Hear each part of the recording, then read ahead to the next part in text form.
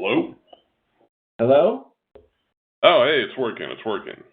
Yay, we got it. Sorry about all that. Okay. So, what's the story? The story. The long road to saneness and truth. Wait. I can post this on YouTube, right? Yeah, you can post it. I got no secrets. Okay. So we'll start the story. Let's listen. Okay, so back in 2008, I had a thriving business. I'm actually a computer person. That's why I'm embarrassed with this whole talk show thing. Took me a while to get It's a really bad program, actually. I don't like it. Yeah, it's kind of weird. So back in 2008, the crash happened, and I started losing a lot of customers. And I started losing income, but the bills were piling up. Is it sounding familiar? It's a pretty common American story, yes. During that period, and while I was experiencing all this and all the stresses, I owed some IRS taxes as well, and they were hounding me with all of that stuff. And I was feeling I thought there's got to be a solution to getting myself out of the situation and kind of getting a fresh start. So I did a lot of research on the internet, reading, and one of the first ones that I came across that was really significant to me that really caught my interest was Creditors in Commerce. I came across their website, and this is like their early days. Yeah. So, and they, of course, had stuff like TalkShoe, and they would get into discussions, and a lot of these so-called gurus. There was Gordon Hall and or Brandon, and all those people, and they would throw a lot of concepts. And then they had like this course that you could download, and that course would be like the basic information, to kind of get you up to speed. In other words, a brainwashing tool. Just for context, the Halls are in jail now. Oh, I know that. I've been following them, believe me, including this whole new thing with Winston, which is crazy. So I followed a lot of people, not follow them as in doing their stuff, but as in just watching what they were doing, seeing what they're saying, looking for the results. And it was fascinating. It was quite a ride to see what these people were doing. And I saw them do these things called OIDs and getting all kinds of money back from the IRS. And I was thinking, man, that sounds really dangerous. Those guys got to be nuts to do that stuff. But it fascinated me, and some of them were getting a lot of money out of it, and they were making some kind of negotiable instruments. But what interested me more was what was actually going on, the philosophy behind it, what the history they were spewing, the things that they were saying. So I'm kind of a philosophy buff and human behavior buff. I wanted to kind of see what kind of things that they were spinning. Some of it was actually factual, and some of it was true, but there was a lot of spinning and exaggeration going on behind the scenes. So I was very cautious. And for years, I just listened and researched and read. And all the while, struggling like everybody was struggling in that time frame. And then I got hooked up with one of the guys there. He seemed a lot brighter than the rest.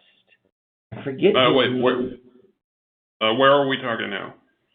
Well, we're working up the ladder. We're at Creditors in Commerce, and this is leading up to how I met. Yeah, and how I met Winston. That's okay. So as I moved up this ladder and met some people that seemed really bright and really up on this technology, I looked at other people's work too. Keep in mind, I looked at that Robert Bernard, freedom on the, free man on the land stuff, and I just liked his comedy more than anything. He was a very interesting character.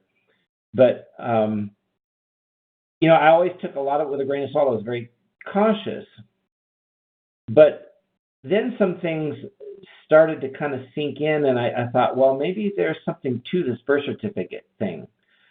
And the reason why I thought there was something to it was because, well, the natural obvious thing is nobody can get anything but a certified copy of their birth certificate. They can't get an original, which I did thought was a little weird, that's actually, that's maybe they're doing something with them. I had no proof. There was a lot of other people that were saying that they're monetizing through international banks your birth certificate. I saw a lot of that going on, and a lot of people had different methods of how to redeem it so you have control over that bond and how much it's worth, and you can start writing these instruments called accepted for value, A for V, which I'm sure you guys all have heard before, familiar with. Yeah, we know about that. Yeah, you know about all that stuff. So, and I thought, wow, if an A for V really works, and maybe I can, do a liability set off, and so all parties are whole, everybody gets what they want, and then I'm kind of off the hook, and I can kind of get out of this mess and start fresh. So I did a lot, because it really fascinated me, those A for Vs. I did a lot of research, and I did a lot of looking, and through that research is when I came across several people. Some of them are on, you see it when you go to Ben Lowry's YouTube channel, you'll see a lot of those names, and there's quite a few of those names I ran across. And then there was Winston Shrout was on that list. And so Winston Shrout, he was an older guy. He was very convincing as a nice old boy. He's just one of the good old boys. Really nice guy, very charismatic, talked with authority, sounded like he knew what he was doing. Although a lot of the things he would tell you, you could kind of back up. You could say, well, yeah, that's true, but there were some holes there. And anyway, through all of that, I actually got to a point to where I went to his website and I bought one of his birth certificate redemption kits, is what they call it, redeeming your birth certificate. So I bought this kit.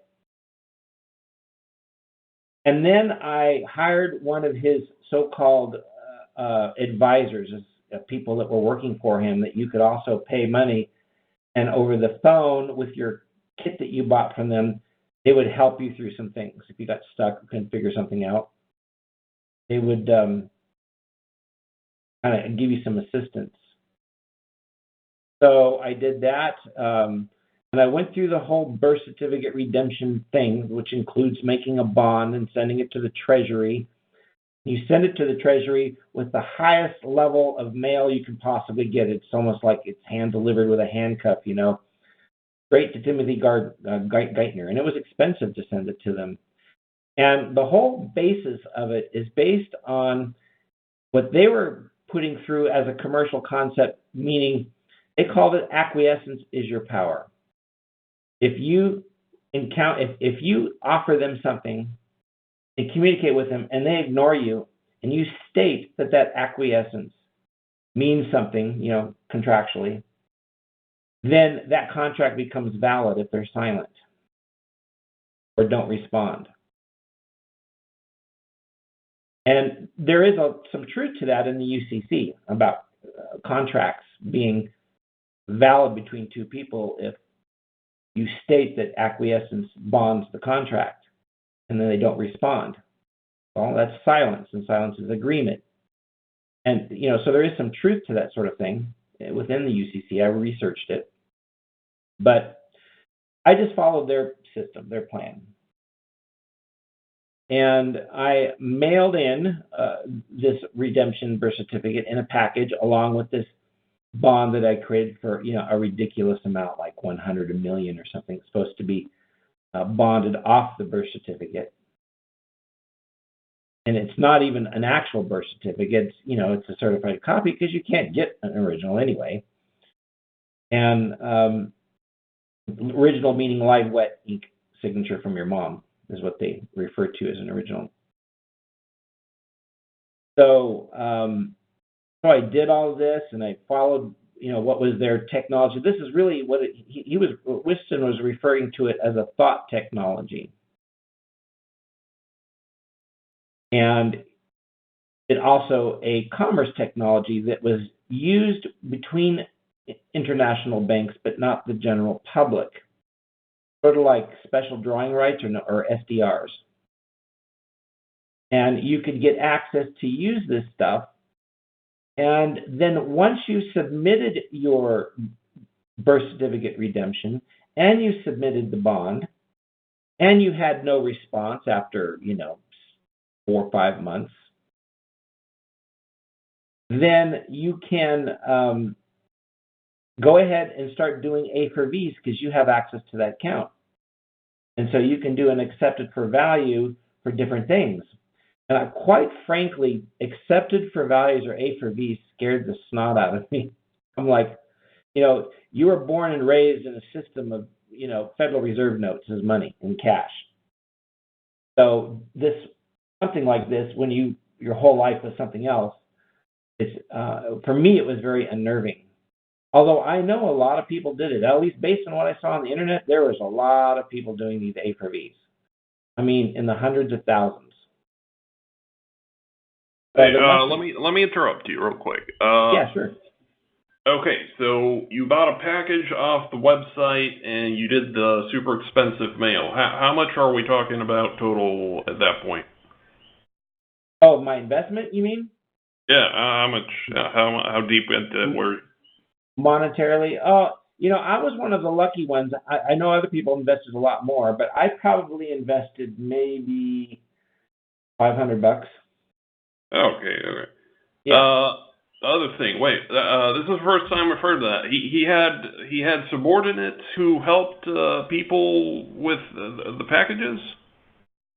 Yeah, they had people that you could call, and he had supposedly an office and a number, and you could call it, and often a woman would answer, and then and then they would take a message, and then some guy would call you back, who was like one of his guru disciples, that knew his stuff really well and had experience with it. Any of them get in trouble? Say again? Have any of them gotten in trouble like Winston? I have no idea. I only got help maybe once or twice, and then they just kind of vanished. Okay. Keep going with the story. Sorry. Oh, that's okay. So yeah, I'd already sent this in, so that was already a done deal. I considered myself a not really a non-citizen, but like somebody that's not connected to the whole system because they don't have this bond hold on me anymore. Which I don't know. To be honest with you, I don't know if there's any truth or validity to any of it. But because nothing happened, honestly, nothing ever happened. Except I did try to A for V using his methodology. One of my tax bills.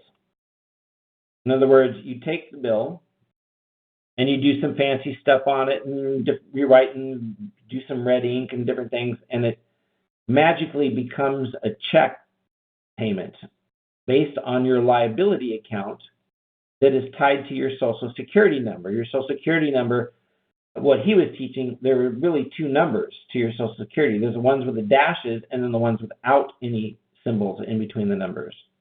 And the one without any symbols he was teaching was the one that was holding your account, your set-off account is what he called it, liability account. He said it wasn't money. He said it wasn't Federal Reserve notes. He said it was liability set-off. And since a tax obligation is a liability, you can do these A for Vs, set it off, and send it to them. And there are a ton of people doing this. Reporting doing this on the internet with varied results. And the one thing that I had learned from Winston was for the A for V to work, it has to be a lot more than the bill itself. So let's say they send you an $8,000 bill. You send them a $100,000 A for V. And what that's supposed to do is motivate those guys that work at CID to then take that A for V and then monetize it, because they're supposedly the IRS CID is what he was teaching.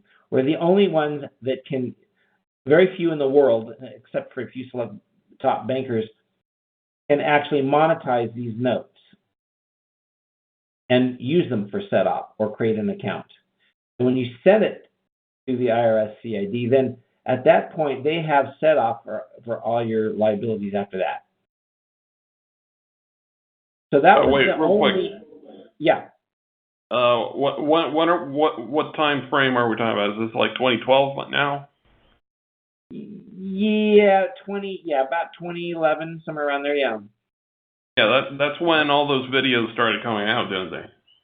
Oh my God, they're coming out in force. Yeah, and there's all kinds of people saying, "Oh yeah, do this," and it was more than videos. I mean, in fact, there wasn't really all that much on YouTube for a long time, but most of them were on different websites and forums and groups and talk shows as well.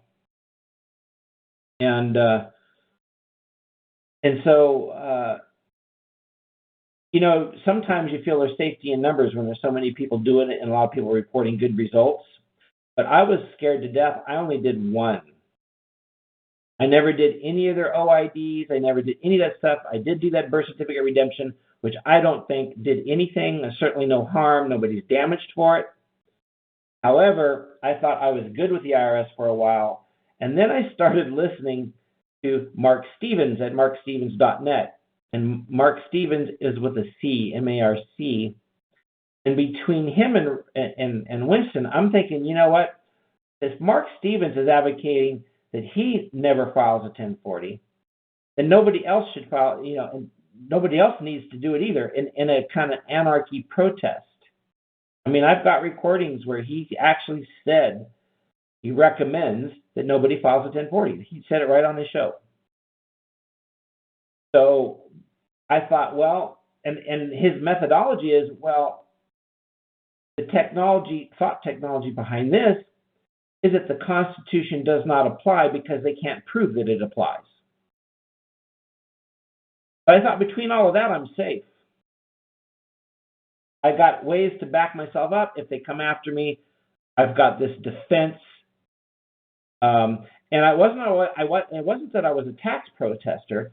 It was I wanted my bond to take care of all of my liability, so I just didn't have to deal with it the rest of my life. This would just cover it, because that's kind of what they were teaching. And as time went on, and I you get busy in life and you don't think about these things as much, and you don't look at Winston, and you go back after not hearing his stuff for a while. Then he started doing these shows himself and talking about things that involve aliens and fairies. And I was like, okay, now I'm scared because this guy's looking like he's nuts. And I think he was nuts, actually, or at least went nuts. But I thought, okay, I got to make sure I stay clear of this guy because he's cuckoo. He's losing his mind, because I'm just not into anything that doesn't have actual factual evidence. And a lot of that comes from Mark Stevens, because I like that message from him. But then I realized that there's a lot of this stuff that in these new thought technologies that, I mean, face it, it's definitely not in the mainstream, and it's not in mainstream thought, and the majority of the public doesn't even know any of it. So in any society, as I study philosophy and different things, and I listen to Stefan Molyneux and all those people, I started to realize that there is still this thing that we belong to, no matter what the society is. And it's kind of like a beehive, because once the bee leaves the hive, usually it ends in death for them. And I thought, we're born into this beehive. It's built into our DNA. We are part of it. You can't really leave it because it is part of your DNA.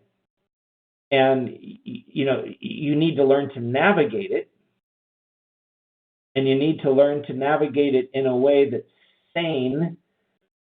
And everybody's not going to get pissed off, because no matter how much justice you think there are, at the end of the day, it's the majority usually wins. And so you don't want to piss off the majority. And so where I'm left at it is, now I'm facing a situation where, because I had been renting houses for quite a few years. I got like 8 years of perfect, as a perfect renter. And I just didn't want to deal with my credit rating. So later on down the road, I signed up Credit Karma and had a peek at it. And my score was pretty bad. It was like 517. So I go and look at it, and I see some old debts and stuff that I know that are very old, like way more than 8 or 9 years. But they're still on there. But then I started seeing all these tax liens being filed on my credit rating. Now, in the last 4 years, they were posted and then released. Posted and then released. It was really weird. I don't know why they're doing that. But there's some older ones that actually have a balance. So I'm thinking, the guy that owns the house that I'm renting right now is going to sell it. So I got to find a place in an area and in a market where there's nothing to get anymore. I mean, it's slim pickings finding a rental right now. So it scared the crap out of me. So that's why I went to Credit Karma to see if, well, maybe I can, buy a home, and it's a really hot market.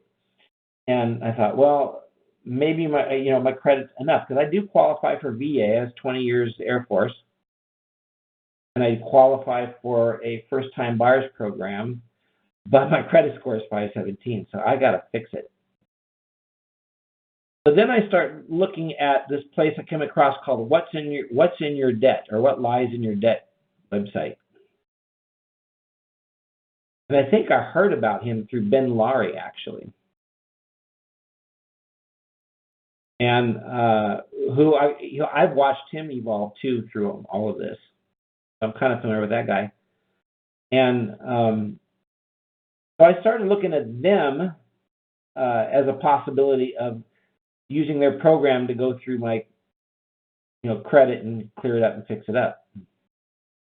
Because the one thing I will warn everybody on all this stuff, all this freeman on the land, all this nonsense, the only exception is Mark Stevens, because he's not a free man on the land. He's a little bit different. He's anarchist from the Greek tradition. So I would tell everybody, first off, don't listen to any of these people, because you got to check things out yourself. And you got to see what the pattern is, where the successes are, where the risks are, and you're really playing. You're dangerous with your life.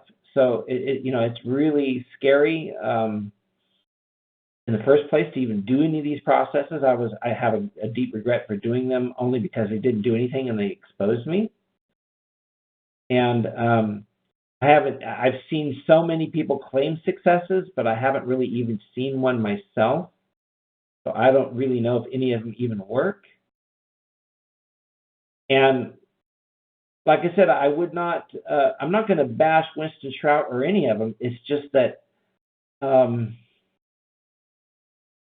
after a while, you really examine this stuff, and you start to wonder, am I safe listening to them? Am I safe following them?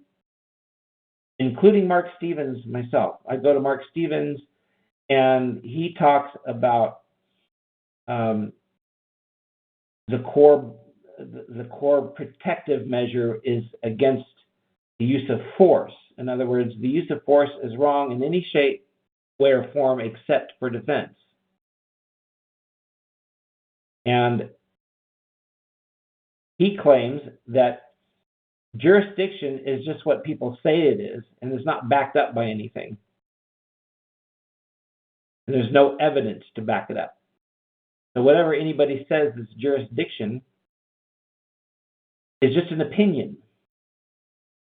It's not a fact. And if you ask for the fact and you stand on your ground demanding the fact, then and they can't prove that it's factual, then they have nothing to. They can't do anything but drop the whatever the demand is against you, or whatever the claim is against you. It gets dropped. And when you listen to his shows, you start hearing about all the traffic tickets that are people getting dropped out, and all the felonies being dropped by following this methodology. But to be honest with you, I'm lucky, because the only tickets I ever got, I got off with warnings. I never had to do any of his stuff, and I'm glad I never did. But he's a very fascinating person to listen to. And so, in a way, it put me, by getting Winston Shrout's package, and by doing it and learning the redemption stuff, and doing one A for V only, and kind of ignoring the IRS, I put myself at risk, and I damaged a credit rating. And I don't know what anybody thinks about it, but a credit rating is almost like money these days. It's almost like life or death, because you can't rent a car, you can't, if your car breaks down, you can't buy a home, you can't. I mean, they're checking it for rentals now too. So it's become part of society that's very important. It's like life or death. So I'm taking a step back and a different look at things, a different perspective, and I definitely, I'm glad I never did any of those OIDs and any of all that stuff that they were selling and teaching. And I thought it was really dangerous. But I did one A for V, and I did the birth certificate redemption. So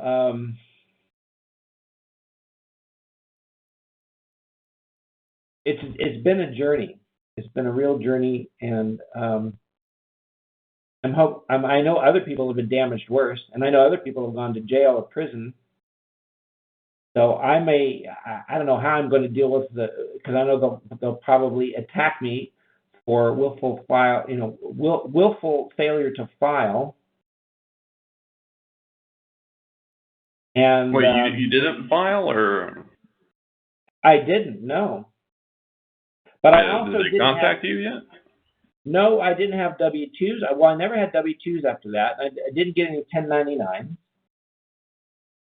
And I had a lot of identity theft a while back. It was really bad. And so I kind of just shut down and went to a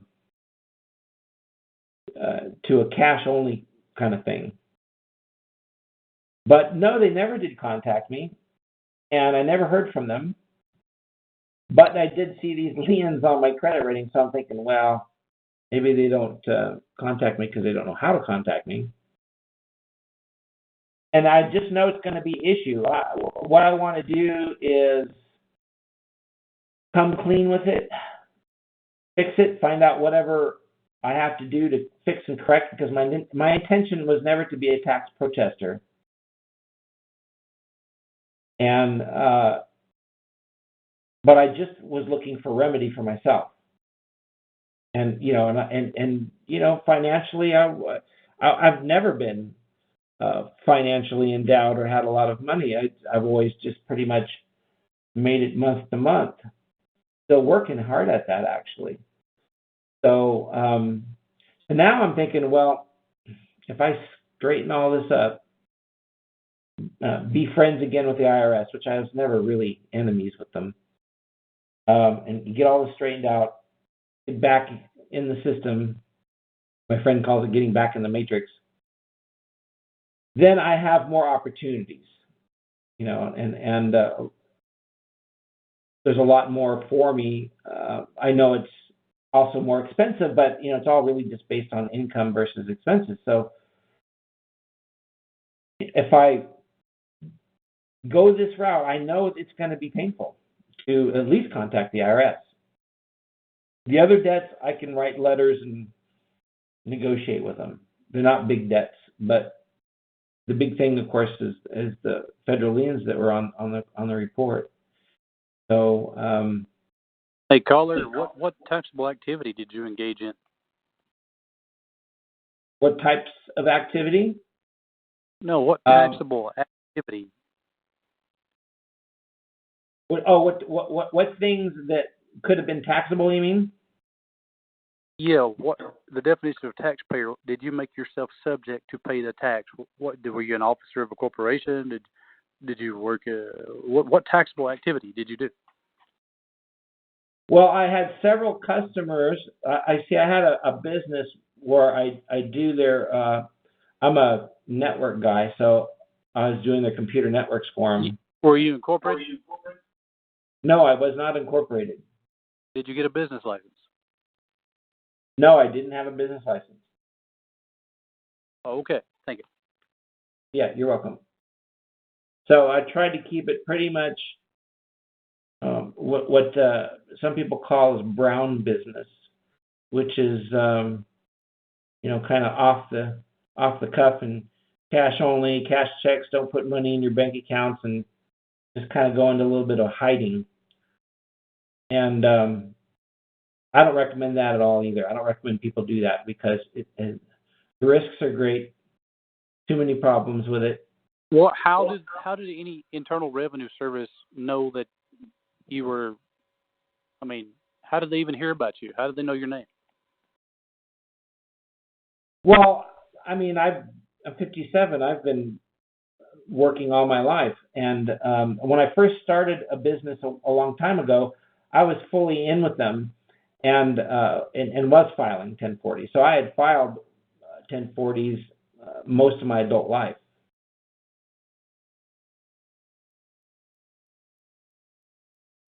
Well, yeah, but what I'm saying is they only know about you because you voluntarily reported your right to work earnings. Yeah, I mean, I never heard anything from them regarding the A4V or any of the other stuff, that I put through. I never did any OIDs, like I said, or any of that stuff. You see where I'm going with this? This is part of repenting. You and I and others create the presumption by filling out a form where we would otherwise not be required to. True. I agree. Thus, everything in their eyes becomes a taxable activity because you're the one that reported it, right? Right. Exactly.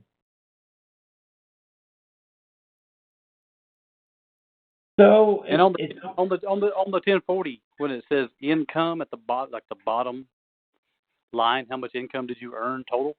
Your gross income? Did you actually declare the gross down there? When I was filing, yes. And you signed it under pains and penalties of perjury, right? Well, I didn't know any better back then. Yeah. Oh, ouch! Yeah. Back when I was. Well, it still doesn't make you a taxpayer. If I go to the sheriff's office and report I've killed like 20 women and buried them in my backyard, it still doesn't make me a person. It still doesn't make it true. That's right. That's a fact. That's right. So I think they investigate and see what evidence that they have that you were liable for a tax or fall into the definition of a taxpayer. Article 1, Section 8. And then say, nah, but they don't do that. I mean, it's not really their job to investigate. They just take whatever reported to them and try to go on that. Right. True. And then Mark Stevens, he says that there are no governments, there are no citizens, they're just men and women calling themselves government, making you pay them. And that's he's got a lot of great points. I've listened to Mark Stevens. He's got a lot of great stuff. He does. But what he doesn't tell you is we grant jurisdiction. Like, how does one go from traveling to driving? Well, you went down and signed a form that says I'm a driver in a motor vehicle. I need a registered plate, blah, blah, blah. Right. So we create our own situations that grants jurisdiction. So when Mark Stevens, what evidence do you have that applies to me? My signature is the evidence, you know? Yep. But his claim is even those signatures aren't valid because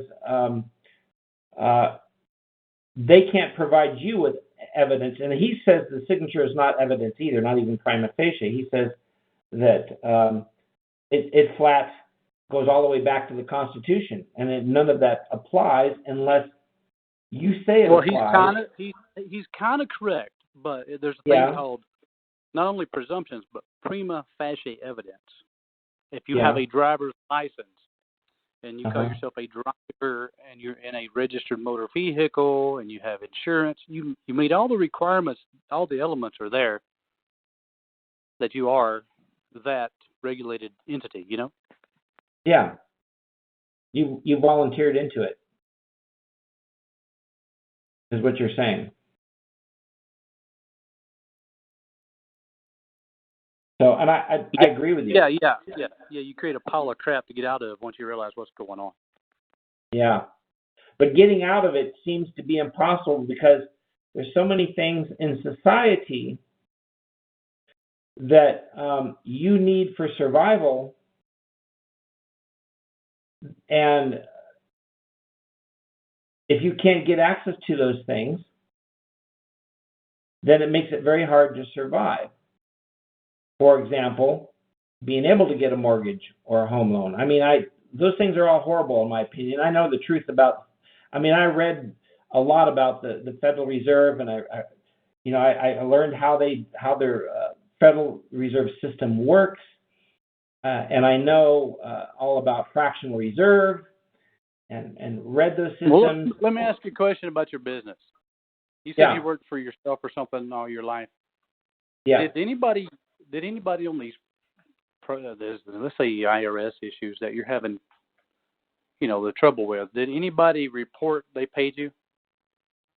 Yeah, several of them reported 1099s, and I didn't. I just ignored them. Actually, I didn't even address them. Well, if you look up 1099s, you can kind of.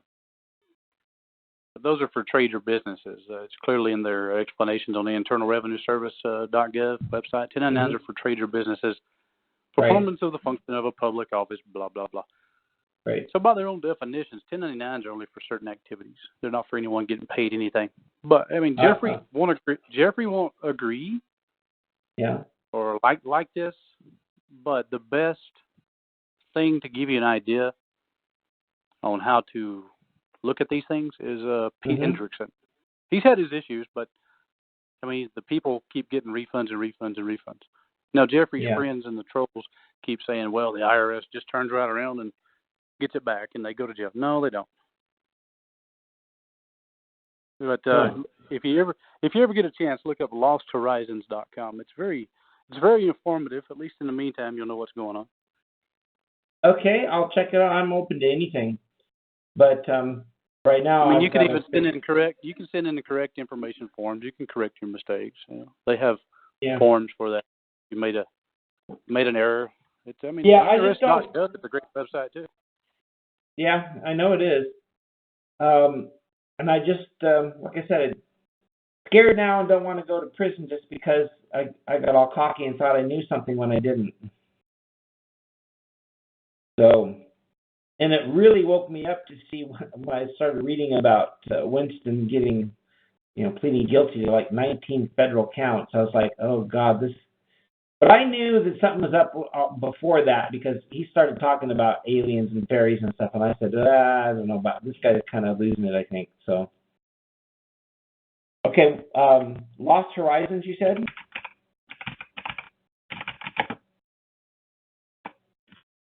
Yeah, one whole word. LOSTHORIZONS. Okay, I'll check them out. Thanks. I mean, it's so elaborately laid out. It's genius. Huh.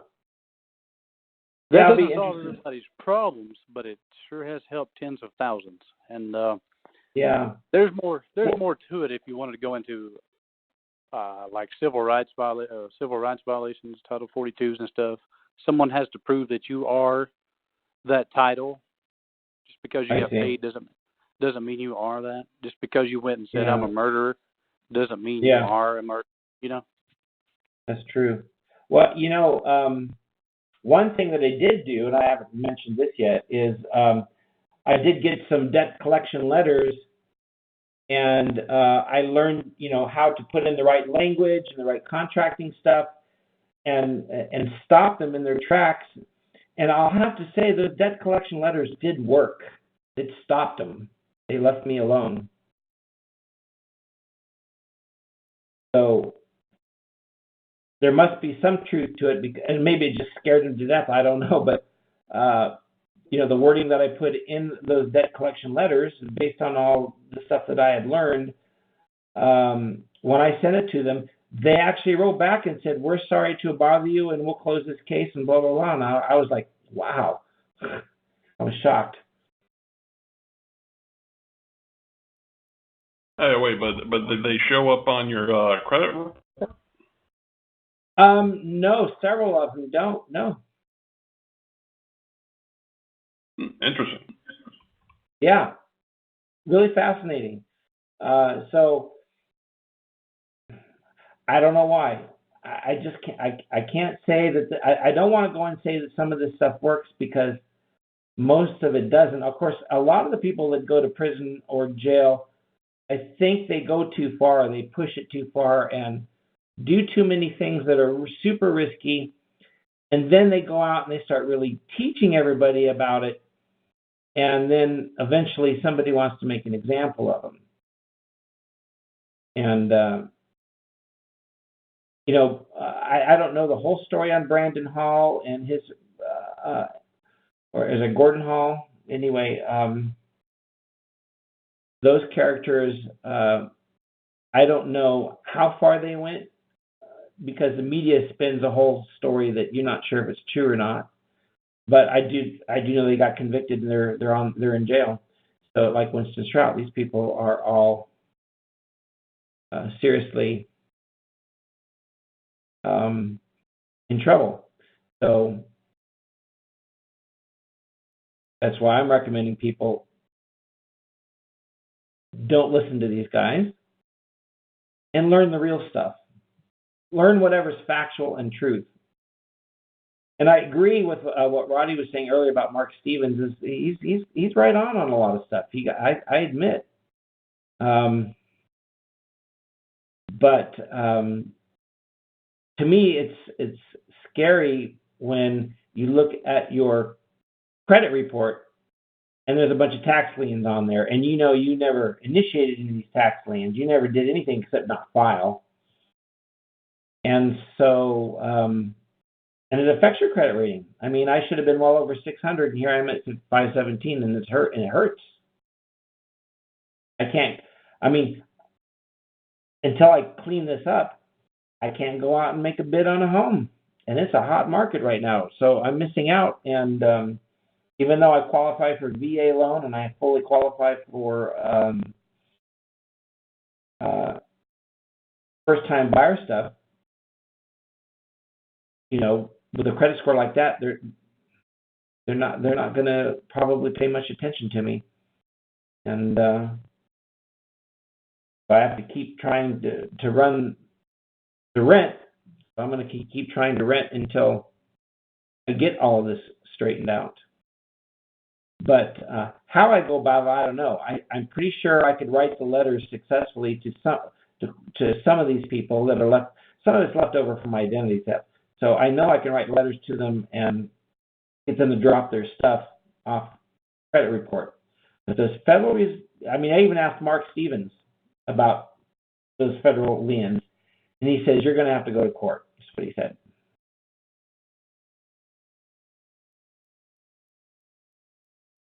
So. Well, that's good. Did we end the call? Yeah. I think that was good talk, good story. Thank you.